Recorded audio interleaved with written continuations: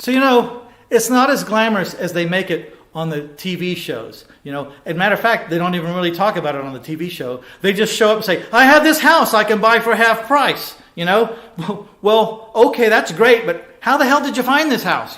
Wouldn't that be nice to know? Well, they get found by driving for dollars or by using bandit signs, or, as we're going to discuss now, things that take a little bit more of a budget. We can buy lists of houses that have had different problems happen to them, like maybe they had property code violations filed against them. These are all things that are happening at the courthouse. Usually we go to the courthouse to find these properties that have problems. And every problem is like a filter. Give me a house. Every house in town shows up. Give me houses that the owner doesn't live in that house. That's a filter. Less houses fall through. Give me a house where the owner doesn't live in the house and it's had a property code violation filed against it. It's another filter. Less houses fall through.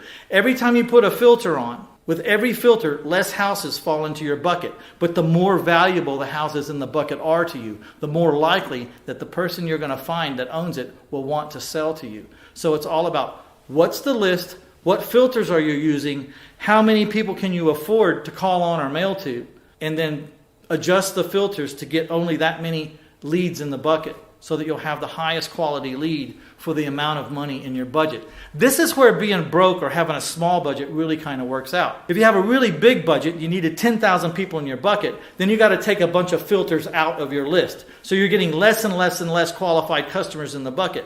When you have a very tight budget and you only have $400 to spend, you can put in so many filters in your list that only 400 people fall in that bucket. And those 400 people have been through so many filters that they're very high quality.